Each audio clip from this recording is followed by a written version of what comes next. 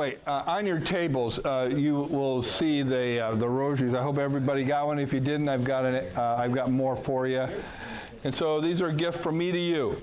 All right, so Decade Rosary. Decade Rosary. All right, and so the history behind this is that it has what they call the Caravaca crucifix. And this is the cross, the crucifix that the young Spanish missionaries would bring from Spain to the New World, to New Spain, and they would carry this with them. And this particular was the particular cross, an image of the one that they found on Emperor Serra's chest, when they exhumed his body to begin his canonization process. And so we know that this is the cross that was favored by him and certainly revered enough that they included it in his casket. So it's an important image of St. Junipero Serra right here. I mean, there's a whole story about the reason why that's important to the Spanish missionaries that we can go into later. Then you also have the image, the Serra emblem, and on the back it says, St. Junipero Serra, pray for us.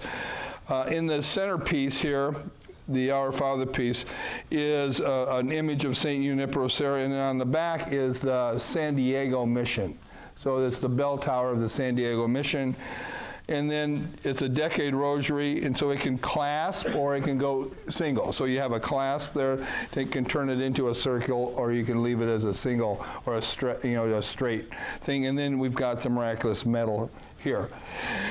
So what I want to do is I want to give you one of these, John, and I want to thank you for all your service for Sarah. Okay? And so I just, God bless you, and thank you for what you've done for us. That's really precious.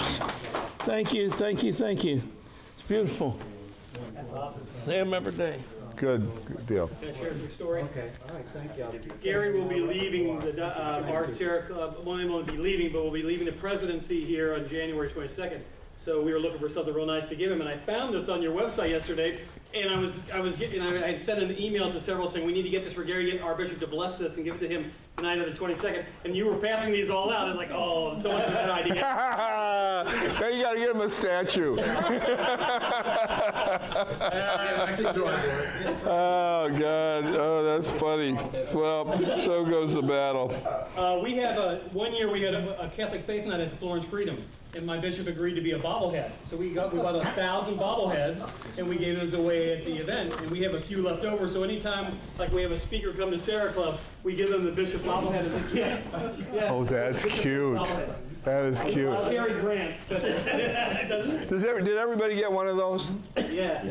Thank We're all you so set? much. Okay, you're welcome. Yeah. You're welcome. Norman Fisher gave me one of those bobbleheads, and I gave it to Archbishop Kurt. Oh, there you go. Love it. So funny.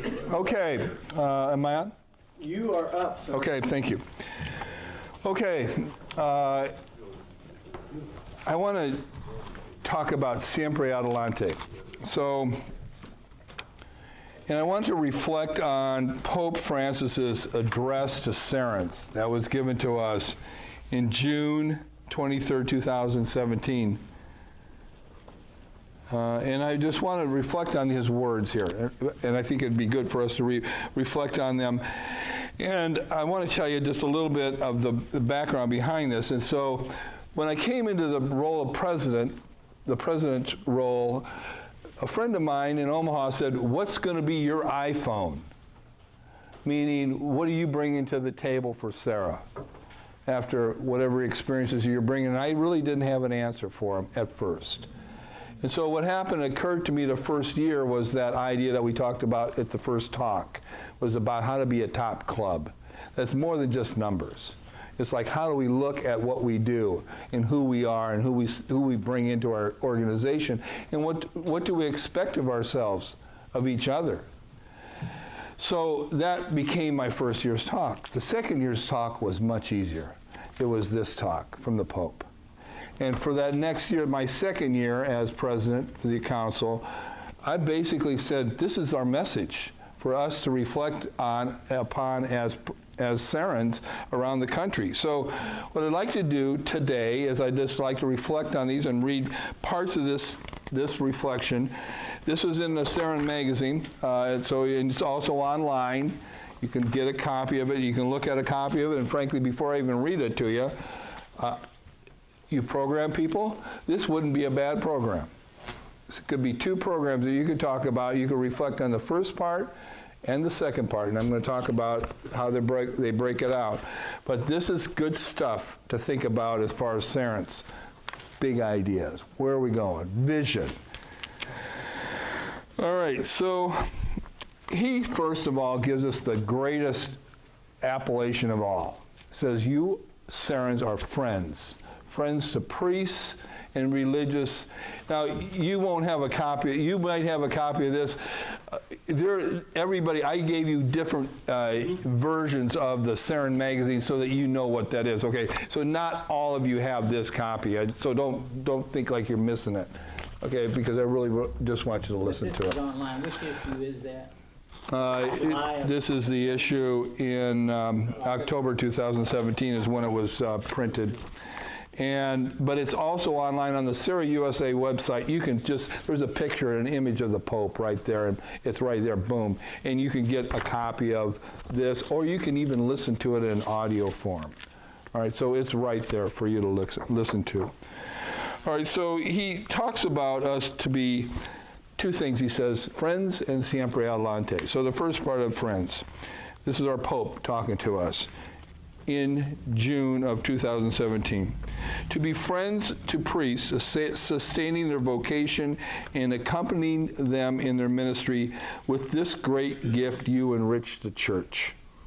This is, above all else, what a Serran is, a special friend, whom the Lord has brought into the lives of seminarians and priests. Today, the word friend has become a bit overused in our daily lives. We run into various people whom we call friends, but that's just a word we say. Within virtual communications, friend is one of the most frequently found words, yet we know that superficial knowledge has little to do with the experience of encounter or closeness evoked by the word friend. When Jesus speaks of his friends, he points to a hard truth. True friendship involves an encounter that draws me so near to the other person that I give something of my very self. Jesus says to his disciples, no longer do I call you servants, but I have called you friends, for all that I have heard from my Father I have made known to you. He thus establishes a new relationship between man and God, one that transcends the law and is grounded in trust and love.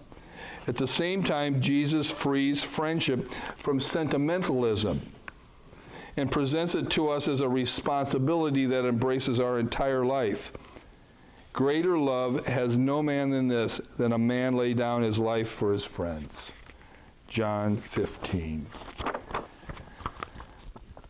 We become friends then only if our encounter is more than something outward or formal and becomes instead a way of sharing in the life of another person, an experience of compassion, a relationship that involves giving ourselves for others. It is good for us to reflect on what friends do. They stand at our side, gently and tenderly along our journey. They listen to us closely and can see beyond mere words. They are merciful when faced with our faults. They are non-judgmental.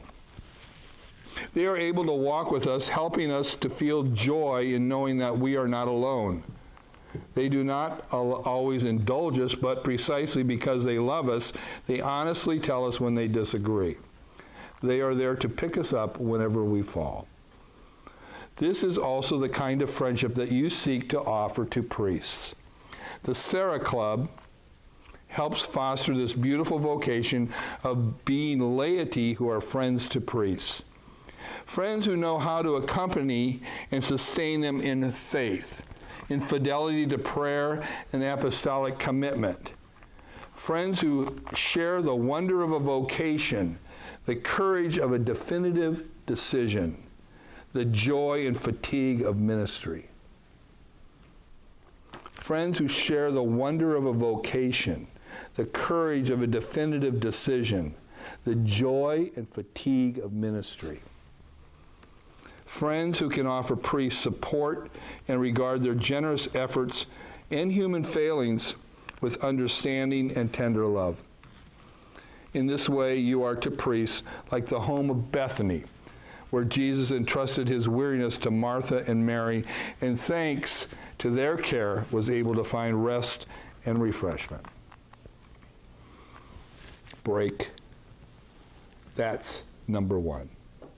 Right now, there's probably never been a more important time to be a Serran than right now, as far as supporting our priests, supporting our bishops, supporting our seminarians in their vocational call. Probably never been a better time. And you know, there's people sitting in the diocese, in the pews in your parishes, that want to have an opportunity to express the same feelings you have towards your priests. And Serra gives them an opportunity to do that in a way that's structured, that's set, that's constant. It's a great opportunity to involve and to bring in new people of like mind, of like interest. And so that's one of the things that I think that we've got that's important to recognize. And so the biggest thing that we've got as our failure is that we don't ask. For whatever reason, we don't ask that next person. Whatever is moved in our heart, if we know them or we don't know them, we think they're too busy without asking them. We don't convey to them the importance of what Serra means to us. We don't tell them why it is. We don't give them an opportunity to come into. We don't get that word like, would you like to consider this? And then we hear, I thought you'd never ask. So, you know, we're not looking for 1 million people, okay? We're not looking, but we're looking for those that want to be with us. So this friends to priesthood, friends of priests and seminaries is a key thing. So don't think it's not lonely being a priest or a seminarian, especially in these difficult times. And you know, the uniqueness of a Serra relationship is that it transcends just a parishioner relationship. It's not, you know, just a functional relationship. You know, we have these, they got a different feeling with us. They're more relaxed, they're more receptive, they're more themselves. So you reach out, you're a friend to a priest. You take them out to dinner. You take them someplace, you go somewhere, you enjoy their time together. Enjoy your time with them. And who here in this room hasn't got that special relationship with that special priest? Through whatever happened, whatever your family circumstance was, whatever the circumstance that brought you close to that individual. It's not everybody, but it's definitely somebody. All right, so think about that.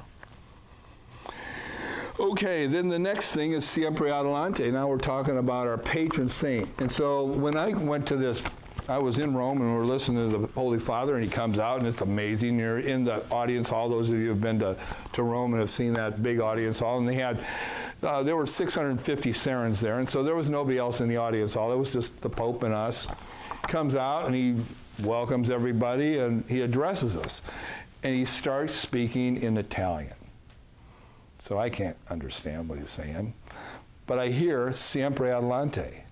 And then I hear Siempre Adelante. And then I hear a Siempre Adelante. I'm thinking, well, we're going somewhere.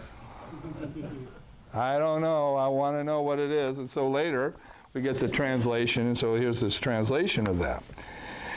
So this is the second part of his presentation. There's another phrase that describes you. You choose it for the theme of this convention, Siempre Adelante. Keep moving forward. Believe that this is a synonym for the Christian vocation. For the life of every missionary disciple bears the impress of his or her vocation. The life of every missionary disciple bears the impress of his or her vocation, her calling, his calling. The voice of the Lord invites his disciples to leave the safety of their homeland and to begin the holy journey towards the promised land of encounter with him and with our brothers and sisters. Vocation is an invitation to go forth from ourselves to rejoice in our relationship with the Lord and to journey along the ways that he opens up before us. What better description do you have of a Franciscan missionary going into California? Land unknown, people that he wants to reach. What better description? We're going into a land, we're looking, what are we bringing? We're bringing the joy of our love for the Lord to these people. That's our patron bringing this. People that have never heard this word. Of course, we cannot make progress unless we take a risk. We do not advance toward the goal if, as the gospel says, we are afraid to lose our lives. No ship would ever set out into the deep if it feared leaving the safety of the harbor. No ship would ever set out into the deep if it feared leaving the safety of the harbor. So too, Christians cannot enter into the transforming experience of God's love unless they are open to new possibilities and not tied to their own plans and cherished ways of doing things. Pastoral structures, Serra clubs, can fall into the same temptation, being concerned more with self-preservation than with adapting themselves to the service of the gospel. On the other hand, when Christians go out about their daily life without fear, they can discover God's constant surprises. They need but have the courage to dare, not to let fear stifle their creativity, not to be suspicious of new things, but instead to embrace the challenges which the Spirit sets before them, even when this means changing plans and charting a new course. We can take as our inspiration St. Junipero Serra. As he made his way, limping towards San Diego, almost not making it, to plant the cross there. I fear those Christians who do not keep walking, but remain enclosed in their own little niche. It's better to go forward limping and even at times to fall while always trusting in the mercy of God than to be a museum Christian who is afraid to change. Even though they are received a charism or vocation, instead of serving the eternal newness of the gospel, they're caught up in defending themselves and their own roles. A vocation is a calling received from another. It entails letting go of ourselves, setting out and placing ourselves at the service of a greater cause. In humility, we become co-workers with the Lord's vineyard, in the Lord's vineyard, renouncing every spirit of possession and vainglory. How sad it is to see that at times we, men and women of the church, do not know how to let go of our place. We don't know how to let go of our responsibilities serenely. But we find it hard to hand over to others the works that the Lord has entrusted us. So, John Titchener, what do you do after you've been the president of the USA Council? What do you do next? We talked about that. We sure did. The best thing you do is you go back to your club and you become the best Serran you can be. Amen. Go back into it. Because we all come from it. It's the same vocation all the way through. Sure it is. So you too, siempre adelante. With courage and creativity and boldness, do not be afraid to renew your structures. Do not rest on your laurels. Just because you had a great priesthood Sunday doesn't mean the next one doesn't deserve all your energy to make it the next greatest one. But be ever ready to try new things. As in the Olympic Games, may you always be ready to pass the torch.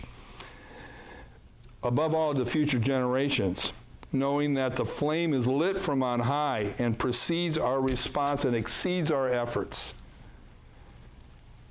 Such is the Christian mission. One sows, another reaps. So, dear brothers and sisters, I encourage you to be true friends to seminarians and priests, showing your love for them by promoting vocations and through prayer and pastoral cooperation. Please keep pressing forward. Forward in hope, forward with your mission, ever looking beyond, opening new horizons, making room for the young, and preparing the future. The church and priestly vocations need you. May Mary, most holy, Mother of the Church and Mother of Priests, be with you every step of the way, and I ask you, please, to pray for me, Francis. So, my concluding comments are this. Number one, thanks for showing up. That's the big deal. taking time out of our busy lives, and we take time out of our busy lives. Everybody that we invite to be Serrans are usually pretty busy. Usually it's some kind of a balance. Do I have enough time to do this, and do I have to let go of something else, or do I feel a calling to do this or that? But usually the availability part relates to where do you have your treasure. And sometimes it takes a while for you to really understand what that treasure is. It doesn't necessarily happen right away. But, you know, if you ask a young couple with their new baby, and you ask them why they get up at 3 in the morning, you know, to a crying baby, you know, there's a commitment to this that happens. And your treasure becomes more apparent to you over a period of time. So, yeah, you're busy. But so number one, thank you for showing up, and thank you for saying yes to Serra. Somebody invited you to join this great organization. And somebody continued to invite you to be more active in it. And you said yes. And you said yes to be this, to be here. And so that's the role. So part of our induction service, installation service for Serrans is that our officers aren't looking for positions of honor in Serra. We're here to step up to the plate to do the work. And sometimes we do a good match about your talents and what the job happens to be. Sometimes the match isn't so good, you just endure it. But you do get the work done, and you do it because it's a big part of the equation. So my challenge to you, really after saying thank you to you, your club should be yes. They should be yes clubs. You should be looking forward to what's the next challenge? What's the church today? Where do we have to be? Where's the target? Where are we aiming at? And then do good, productive work towards it. I'm absolutely 100% impressed by all the action that you guys do, all the activities that you do. What a great listing and enthusiastic presentation of your energy that you're putting into this mission. Fantastic. Thank you.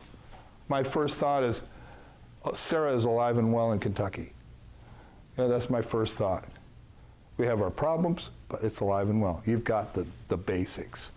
And so what's God calling us to be tomorrow and today? So we have that opportunity. So one of the things that we want to consider, I want you to leave with you, and we started with this word, I want to lead with you with this concept of leadership.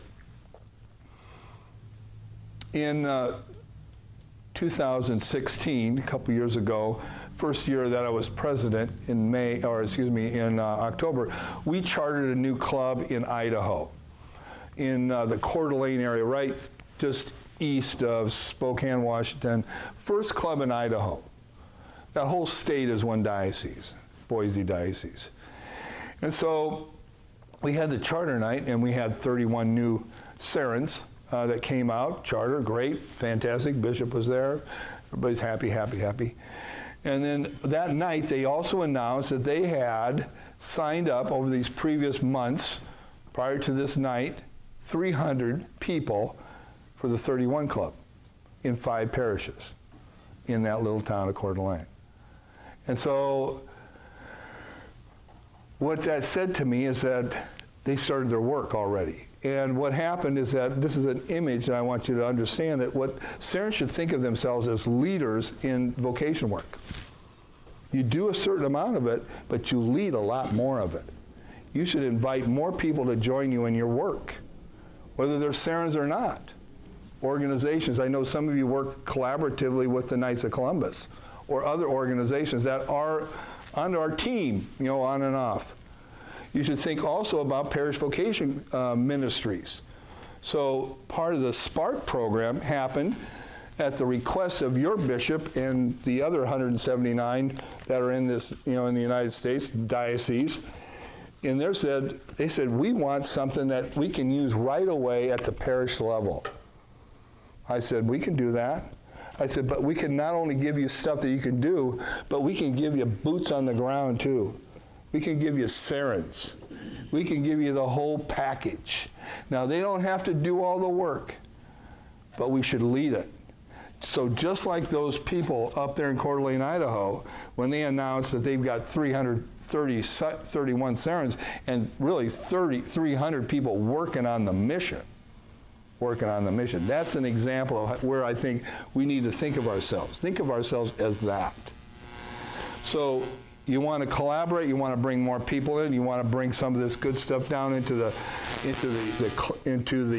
parishes. Example, like in your area, Bob and Jim, you know, going down to Ashland. So maybe that parish down there in Ashland is 600 families, I think you said they had or so. That's a great place. Maybe that isn't a place for a Serra Club, but maybe that's a good place for a parish vocation committee that you can support, you know, and get that rolling. We want people working on the mission is what really what we want to do. People say, well, you know, people confuse us with the Serra Club and the Serra Club. Well, I said, well, okay, I get that. But really what we want to do is we want people thinking about the culture of vocations. All right, so when we talk about what are we trying, how do you change a culture, for God's sakes? We're countercultural in the sense of being against the culture today, but I don't think it's ever been any different. Maybe some days easier than others, maybe you think. So you think about the work that you do, and think, I want to go back to this word leadership. Marrying up, okay? So you get people that can do this kind of work. You ask the best people you can to be part of Serra. Why? Because we got the best mission that a person can get involved in. When you get into it, you really love it, okay? Because it's the best work. So anyway, that's my concluding comments. I just want to say thank you for saying yes. Sometimes it's difficult to say yes. I know that when I joined Serra, I don't know that I knew what I was joining. I can tell you, I know for sure I didn't know what I was joining when I was in the Marine Corps. But you get through it, you know, and then all of a sudden you get kind of like, okay, this is what I am, this is where I'm going, and you understand it better after you get done doing it. So all God is asking us for, and as the Pope is saying, be open to his invitation. Don't we all say, if you want to make God laugh, tell him your plans? So, I mean, so you got to be open to his great grace for that providential coincidence, okay, that happens, and they start laying out, and you go, wow, there's the highway. I didn't even see it at first. All right? All right, God bless you all. Thank you.